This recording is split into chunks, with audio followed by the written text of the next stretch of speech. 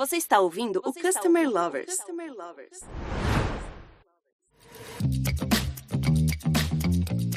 Olá pessoal, estamos começando o Customer Lovers. Eu sou o Leonardo, Head da High Academy, a primeira escola de Customer Experience do Brasil.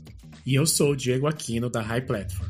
A diversidade existe desde quando o mundo é mundo, né? Porém, talvez tardiamente, as empresas perceberam a importância do mapeamento e da criação de ações para um público diverso e que tem as suas particularidades. Outro ponto é que o cliente está muito mais exigente com o posicionamento das empresas sobre pautas que envolvem a diversidade. Além disso, a personalização de produtos e serviços e cuidados básicos com gênero, pronomes e nomes sociais entraram na lista de ações importantes das estratégias de Customer Experience. Por isso, vamos conversar sobre a importância das iniciativas que envolvem a diversidade e seus impactos na empresa, no mercado e também na sociedade. E também o que isso tem a ver com o CX. Nosso convidado é o Carlos Henrique Almeida, o CH, coordenador de experiência na BASF e líder de projetos de inclusão. CH, seja muito bem-vindo ao podcast Customer Lovers. Eu gostaria que você contasse um pouquinho aí da sua experiência profissional e também de como você atuou aí nesses projetos de inclusão no mercado de trabalho. Oi, Diego. Oi, Léo. Muito obrigado pelo convite. Muito legal estar aqui com vocês na gravação desse podcast, falando de um tema que eu amo e também poder representar um pedacinho dessa diversidade e representar também a empresa que eu trabalho hoje, a BASF, que é uma empresa que tem programas de diversidade e inclusão, que me dá muito orgulho de ser um dos líderes, inclusive, de um dos grupos de afinidade que se trabalha aqui dentro da BASF, que é o grupo de inclusão LGBTI+. Eu sou atualmente coordenador de experiências aqui na BASF, no Centro de Experiências Científicas e Digitais que existe aqui na América do Sul, localizado em São Paulo, que é o ONONO. E exatamente nesse momento de vida eu estou em transição para o Uruguai. A BASF está criando um hub de centro de serviços, né? E eu estou indo para lá para assumir a gerência de serviços de comunicação em Montevidéu daqui a algumas semanas. Então, muito honrado de poder ter esse projeto aqui como meu fechamento de participação nas atividades do Brasil e representar esse momento aqui. Estou muito feliz. E já falando um pouquinho sobre mim, eu sou um cara de 40 anos, assumidamente gay, e hoje falo isso abertamente com muita tranquilidade e já conto para vocês que nem sempre foi assim, né? Eu sou natural de Uberlândia, interior de Minas Gerais, e venho de uma família simples, de uma família pequena de 4 pessoas, meu pai, minha mãe e minha irmã, e a gente cresceu com bastante dificuldade, nada muito diferente da vida de muitas histórias aqui do Brasil, né? E desde muito pequeno eu já apresentava traços ali da minha orientação sexual.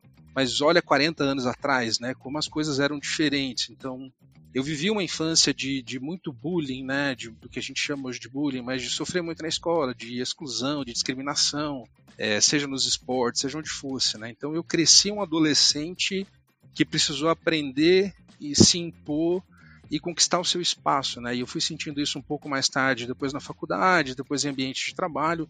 Eu comecei estudando jornalismo na faculdade, e depois, por oportunidades de trabalho, eu acabei me enveredando para o rumo de viagens e eventos, e depois fui fazer faculdade de gestão de serviços, né? E aí, já trabalhando aqui em São Paulo, eu comecei a minha carreira em Uberlândia, ela foi depois passeando aí pelo Brasil afora, cheguei a trabalhar em Brasília, para a Embaixada Americana, depois cheguei em São Paulo, e aqui em São Paulo, já adulto, com a minha carreira conquistada, já um profissional de sucesso, eu vivi uma experiência muito difícil, que eu já era gerente de contas e a empresa ia fazer uma reunião anual, tipo uma convenção de vendas. Eu estava voltando do almoço, eu cheguei e encontrei uma turminha ali conversando, eu escutei o que eles estavam falando, eu estava assim, chegando na sala, né? Eles estavam fazendo uma aposta na divisão dos quartos, quem que ia ficar com a bichinha. E a bichinha, no caso, era eu. Eu cheguei ali na roda, todo mundo tentou disfarçar a conversa, né? E ali naquele momento eu entendi, isso não me diminui em nada, eu sei do meu valor, eu preciso impor o meu respeito e eu preciso conquistar os meus espaços. E se esse espaço não me aceita do jeito que eu sou, eu vou procurar um outro espaço que aceite, porque eu não preciso passar por isso, eu preciso ser feliz, eu preciso ter minha liberdade de criação, minha liberdade de expressão e poder ser quem eu sou em qualquer lugar que eu esteja. Então isso me fez ali despertar uma chavinha para ir trabalhando isso, sabe? Não é simplesmente também impor que os comportamentos mudem, que as pessoas mudem, que as empresas tenham políticas já implementadas, né? Mas você vai começando a fazer um trabalho de educação mesmo, sabe? De ir tratando o tema de uma naturalidade tal, assim como ela é natural, e isso vai fazendo com que o entorno se ajuste, se acostume, aprenda, e assim a gente vai conquistando espaços mais respeitados, né? E assim eu contei um pouquinho para vocês a minha história, de onde eu vim, como que eu cheguei nesse ramo de trabalho, de eventos, comunicação, experiências, e achei a diversidade como também uma forma de trabalho e de atuar nas corporações. Que história bacana, CH, que você compartilhou. E o interessante aqui, CH, porque você também é um consumidor, né? E assim, pensando nessas particularidades de cada indivíduo e na satisfação dele, por que é tão importante para as empresas conhecer o seu público e, de fato, entender a diversidade existente entre seus clientes? Nossa, Léo, esse tópico aí é uma beleza, cara. Eu escutei uma vez uma frase que eu acho que resume bem isso. Cada pessoa é um mundo e todo mundo importa. Porque a gente é muito plural, cara. Por exemplo, eu vou usar aqui nós dois, tá? Você e eu, a gente já se conhece pessoalmente. Você já esteve no Nono diversas vezes, a gente já fez eventos juntos, palestras, então eu tomo essa liberdade de comparar aqui algumas características físicas nossas. Nós dois somos homens, a gente se vê de pele branca, né? E até aí parece que nós somos iguais, né? 2 homens de pele branca. Mas você tem cabelo, eu já sou calvo. Você tem quase 2 metros de altura, eu sou mais baixo que você, eu tenho 1,78 m. Eu uso óculos, você aparentemente não usa óculos. Você, eu entendo que é heterossexual, você tem sua família, seus filhos, poderia não ser, mas eu estou assumindo que você é por tudo que a gente já conversou. Eu sou assumidamente gay. Você é professor, eu sou aluno. Olha só, dessas características que eu escolhi, o quanto a gente é diferente, o quanto a gente é diverso. O fato, sei lá, de você ter estudado em escola pública e eu ter estudado em escola particular, de você se interessar por mangá, e eu me interessar por psicanálise. Isso tudo vai tornando a gente um mundo muito particular. Então, assim, é muito importante, antes mesmo das empresas tentarem sair entendendo quem são os consumidores, para olhar essa diversidade dos consumidores, porque isso é muito importante e fundamental, as empresas elas precisam olhar para dentro. Elas precisam primeiro entender a diversidade a sua própria diversidade, antes de entender a diversidade do seu público, né? Eu vou usar um exemplo para você. A gente pode ter religiões diferentes, né? Pode ser que, inclusive, a gente não tenha nenhuma religião, ou eu tenho uma religião e você tenha outra. E a gente nunca falou sobre isso. Aí, no momento que eu estou me despedindo de você, eu falo, Léo, fica com Deus. E isso é uma coisa que te incomoda profundamente. Então, tenta levar isso para o ambiente interno da empresa. Como que essas conversas são feitas dentro da empresa, nos comunicados das empresas, né? E será que essa corporação que talvez esteja começando a olhar para fora e buscando ser mais diversa para o seu público diverso, entender que diversidade tem nesse público, será que ela sabe qual o percentual de mulheres em cargos de liderança ela tem? Será que ela sabe qual o percentual de PCDs, pessoas com deficiência, que ela tem dentro de casa? Se ela for uma empresa de grande porte, inclusive ela precisa se adequar, porque existe uma lei de cotas para a contratação de pessoas com deficiência. Então, é muito importante que as empresas parem um pouquinho, antes de tentar entrar numa onda de modernidade, eu preciso ser diverso, eu preciso ser inclusiva, porque todo mundo está falando disso. A empresa precisa olhar para si. Fazer um diagnóstico, para mim, é o essencial, é o passo fundamental antes de sair querendo entender a diversidade do seu público. Aí, claro, né? Entender a diversidade dos seus clientes é fundamental para você começar a acertar a estratégia de marketing, para você começar a ajustar produto, criação de produto, desenvolvimento de novos materiais, desenvolvimento de novos serviços, né? Aí a gente entra num outro universo, né? Que é entender quem é a diversidade do seu público para você aumentar a sua diversidade ou reduzir, enfim, a sua diversidade de produtos e serviços. CH, você acredita que a pauta LGBTQIAP+, chegou em todas as áreas dentro das empresas? Ou ela ainda é muito restrita ao marketing, que cuida ali do branding, das ações para o mercado, e as que cuidam do relacionamento com o consumidor? Diego, é um longo caminho, cara. Primeiro eu queria trazer aqui uma reflexão que você usou uma sigla e a gente tem visto cada vez mais essa sigla aumentar, nessa sopa de letrinhas aumentar. Você usou o exemplo do LGBTQIAP+. A BASF, por exemplo, é signatária do Fórum de Empresas LGBTI+, que tem base aqui em São Paulo e tem cobertura em todo o Brasil. O Fórum tem uma recomendação de utilização da sigla LGBTI+, por entender que essas letras elas não são excludentes, é por isso que existe o mais aí, né? E gosto de trazer esse tema para a pauta porque a gente trabalha também o letramento, né? E vamos tentar facilitar o entendimento desse universo para as pessoas que talvez ainda não estejam tão familiarizadas com ele.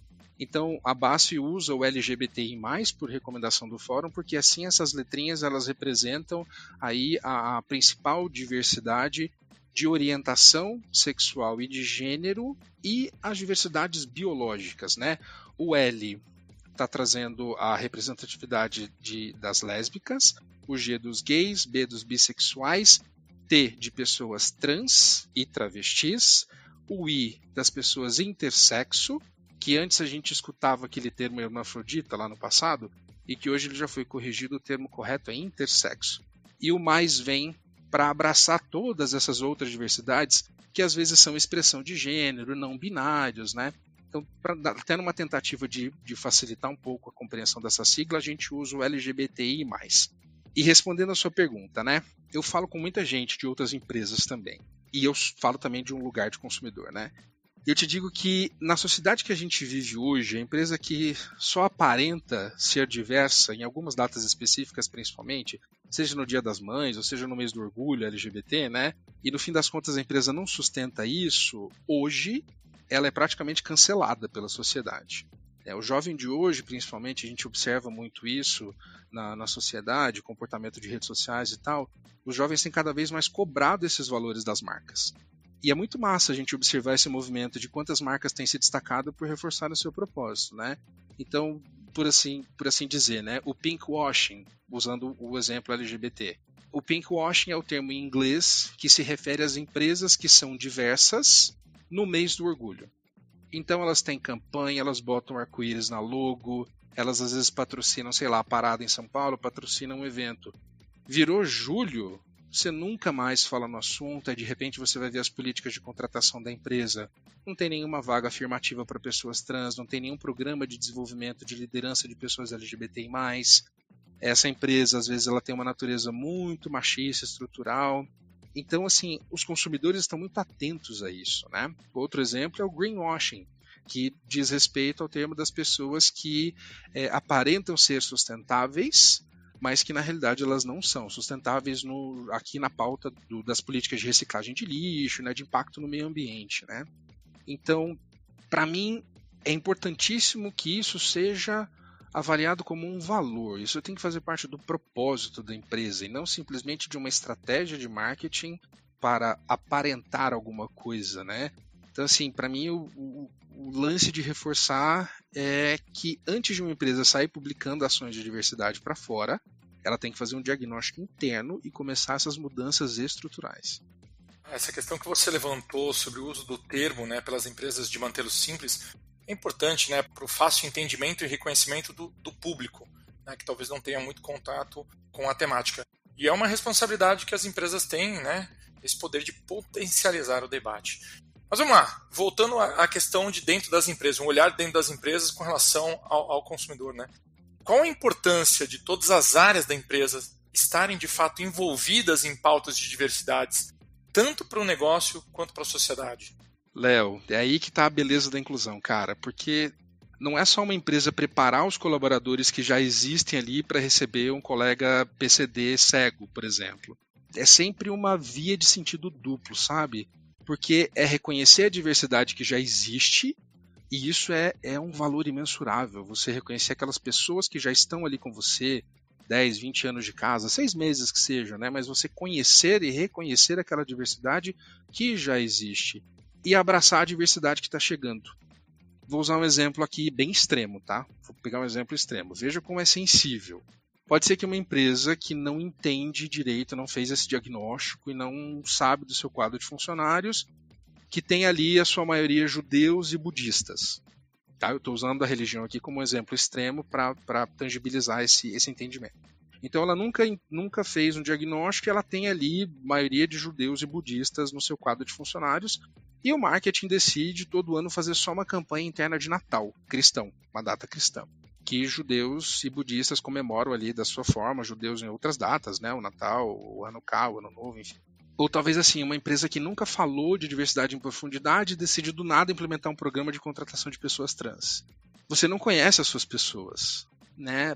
Isso pode até ter um sentido de desrespeito. Você está ali fazendo campanha de Natal e você tem na maioria do seu quadro pessoas que não entendem aquilo como valor, você pode perder essas pessoas. A imagem que você pode estar passando, os seus funcionários podem começar a falar mal e criar uma imagem externa da sua empresa de uma maneira muito negativa. Mas isso pode também ser uma escolha de posicionamento, Léo. Não vamos também sair aqui crucificando e criticando demais, porque pode ser uma estratégia, uma necessidade de posicionamento de uma marca querer se posicionar, sei lá, 100% como uma marca cristã. Ela quer olhar para aquele público, ela vai segmentar ali, legal, vai fundo e seja feliz e prospere, né? Respeitando todas as outras diferenças. Mas é uma questão muito estrutural, e essa do diagnóstico, eu volto sempre nesse tema, né? Que a empresa precisa entender para ela poder começar a pensar quais são as ações que precisam ser desenvolvidas. O que eu preciso fazer para que as pessoas que já existam no meu quadro de funcionários entendam que vai começar uma pessoa trans a trabalhar com a gente. E que essa pessoa trans, ela talvez ainda não tenha o que é um termo comum, a passabilidade. Vou usar o exemplo de uma mulher trans. Uma pessoa que nasceu homem, não se reconhece nessa condição biológica que lhe foi atribuída e se posiciona como uma mulher, é uma mulher trans. Pode ser que ela não tenha e não queira fazer um trabalho de hormonização, não queira mudar a sua aparência, mas ela gosta de ser chamada por um pronome feminino e gosta de ser reconhecida como uma mulher.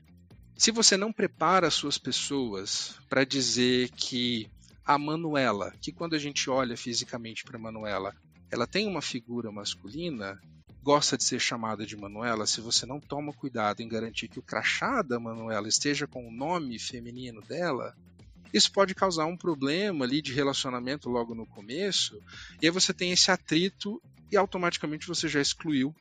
Então, você entende como é importante ter esse momento inicial de cuidado, de olhar para dentro, e eu vou chegar e contar para a Manuela, Manuela, você vai chegar numa empresa que está aprendendo a trabalhar com a diversidade. E não simplesmente você vai jogar a Manuela e se vira e vai todo mundo sair ali soltando faísca, sabe? Você pode se prejudicar muito mais com isso.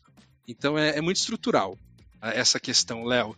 Então é muito importante, sim, todas as áreas da empresa estarem envolvidas. O jurídico lá, com as questões principalmente de nome social, as questões de cotas, né? Olhar para isso, o marketing, o que eu vou olhar para fora, recursos humanos, cara, a importância disso. Inclusive aqui na BASF eu trago um exemplo. A gente, 5, 6 anos atrás, começou a rever, ou talvez até um tempinho mais, pode ser, começou a rever a nossa política dentro do RH e a gente teve que fazer uma mudança no sistema porque nós começamos a contratar pessoas trans, inclusive uma pessoa que era já efetivada, ela começou o processo de transição, já efetivada na BASF, e a gente usa um sistema de RH que a gente teve que solicitar lá para o desenvolvedor criar um campo de nome social, porque senão eu ia contratar o João com o nome que ainda estava na certidão de nascimento dele, na carteira de trabalho e todos os documentos, mas o João na realidade era a Manuela. Eu precisava garantir que o crachá estava lá com o nome da Manuela, a foto da Manuela. Então a gente precisa parar e mexer nessas estruturas. Então sim, cara, é muito importante que todas as áreas da empresa se conversem. E aí, empresas, fica a dica para vocês, preparem os seus líderes, procurem ajuda, busquem ou o fórum de empresas ou qualquer outra associação, qualquer outra instituição que ajudem vocês a fazer esse diagnóstico inicial e entender direitinho em que ponto que vocês estão, aonde precisa chegar para começar então a impactar com diversidade e inclusão.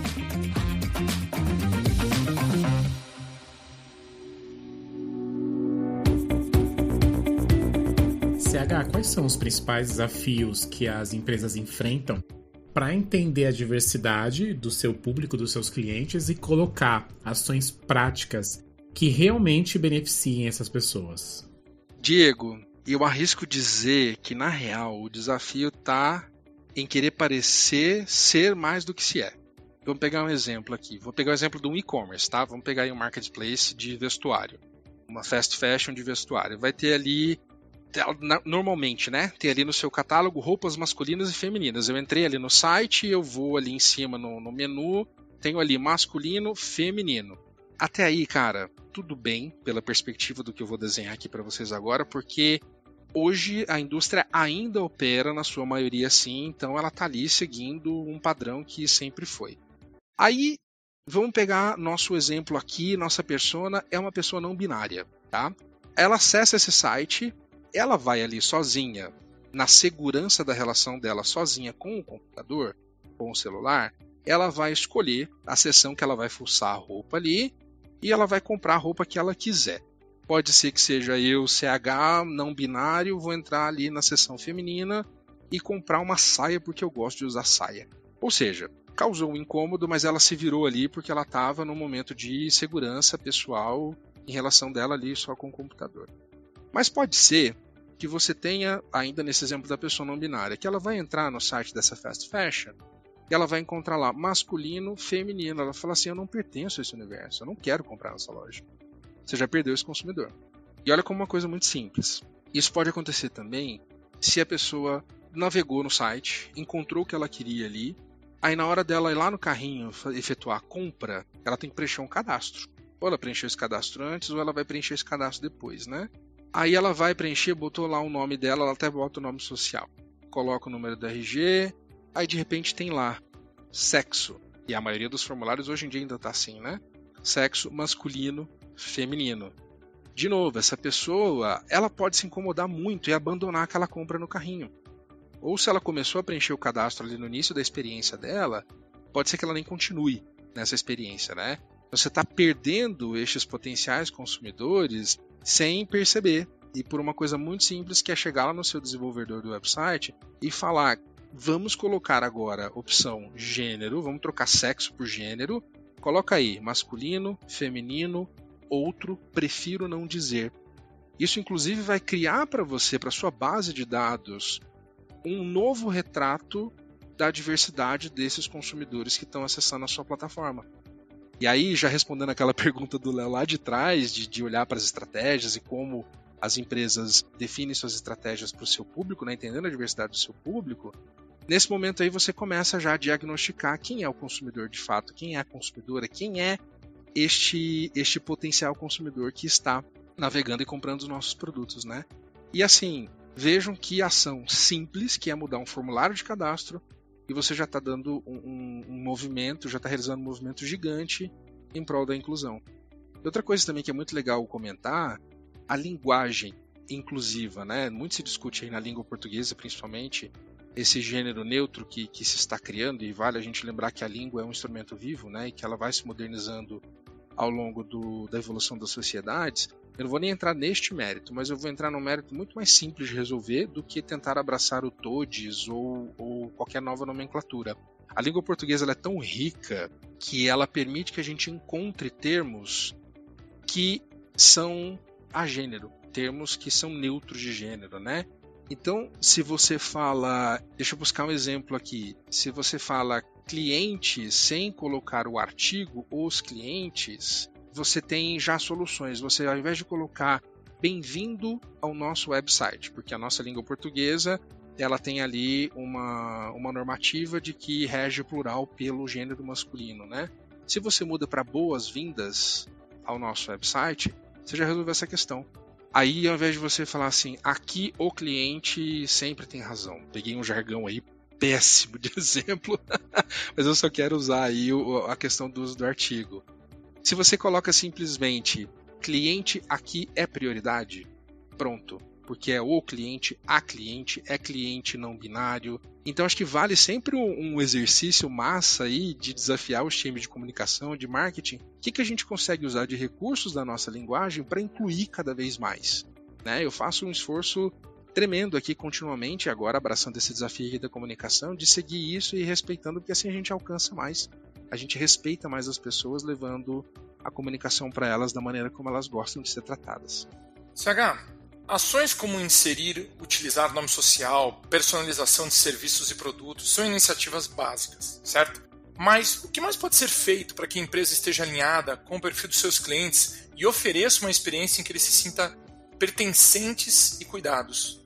Léo, pode ser até que eu esteja com uma visão muito romântica aqui, tá? Mas para mim esse raciocínio, ele na realidade é um pouco contrário. Claro que é fundamental você ouvir seus clientes e saber quem vem consumindo sua marca, seu produto, né? Mas eu penso muito pela perspectiva de propósito, né? Assim, como eu já passei por esse tema aqui. Uma marca que quer se posicionar como diversa ou focada na geração prateada, né? Que são 50+, por exemplo, ela precisa cada vez mais reforçar seu propósito e os consumidores certos vão chegar até ela. Vou dar um exemplo. As fast fashions, né? Que a gente tem aqui no Brasil. Um monte de fast fashion.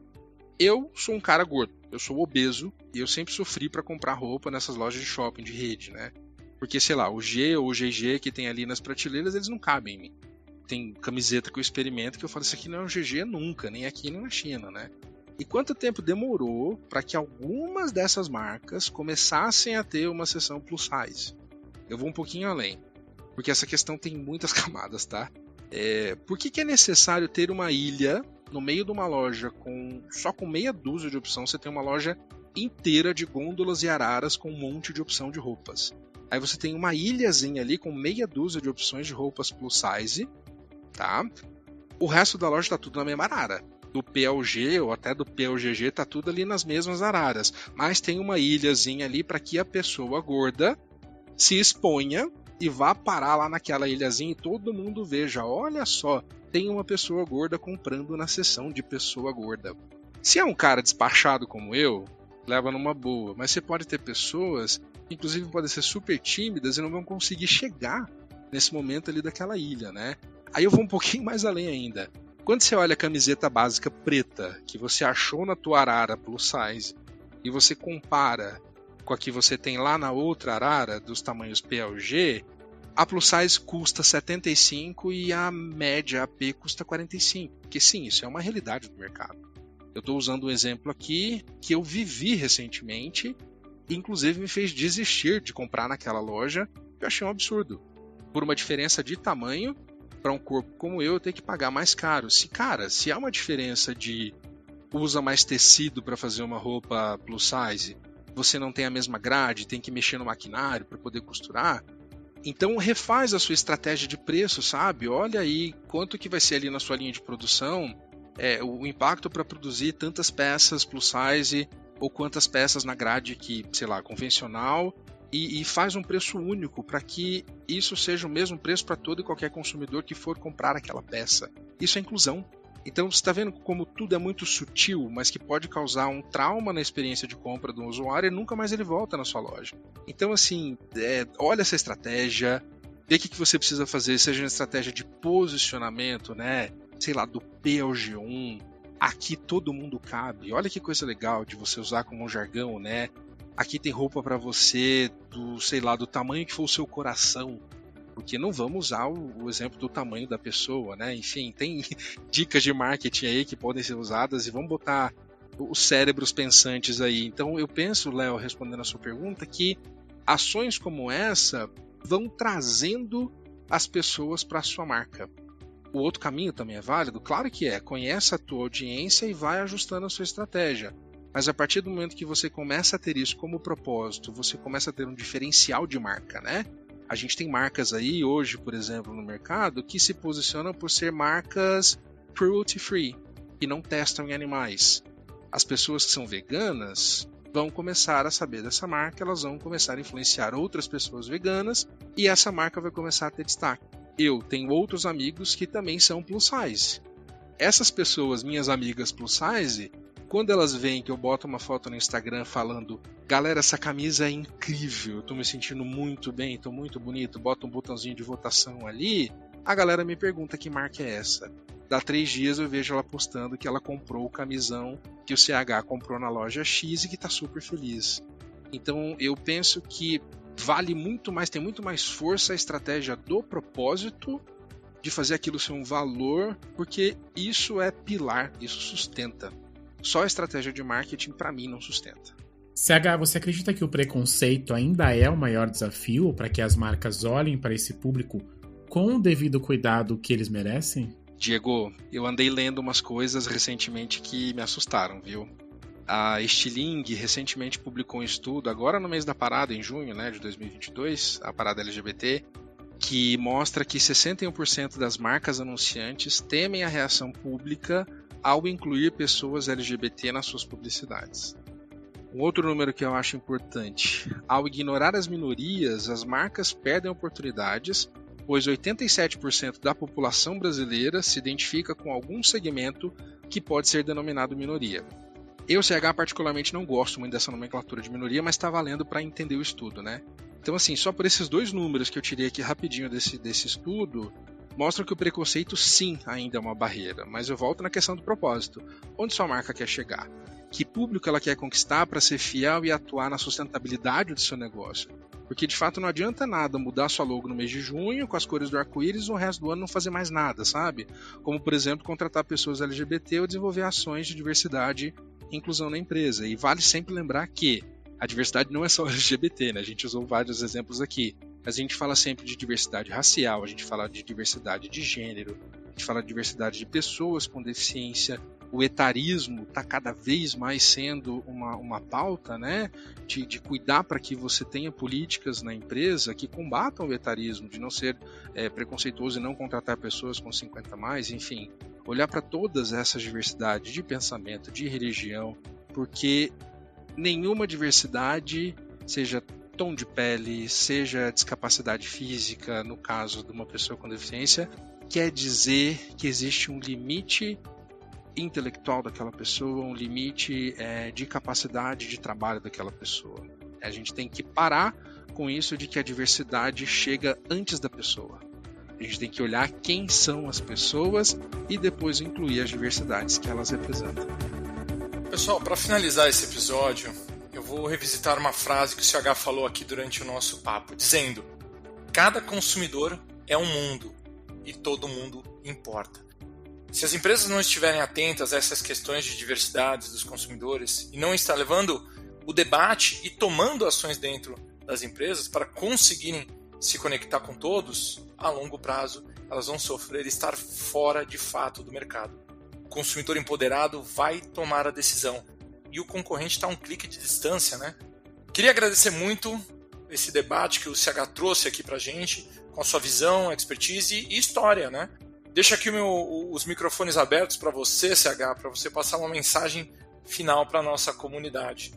Obrigado, Léo. Te agradecer também, Diego, por essa oportunidade. Foi muito bom bater esse papo aqui com vocês. E palavrinhas finais aí, eu só queria reforçar isso, né? De que como é bom a gente se sentir incluído, se sentir pertencente, né? Olhar numa publicidade, se reconhecer ali. Então, muito massa a gente ver que os negócios, as empresas estão se adaptando e entendendo, né?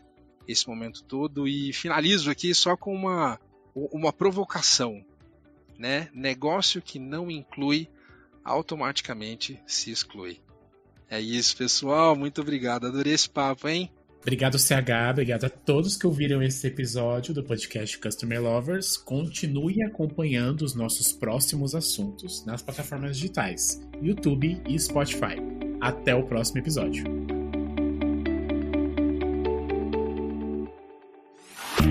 Você acabou de ouvir o Customer Lovers, o podcast da High Platform. Dá uma acessada no nosso Insta e se liga no conteúdo que rola por lá.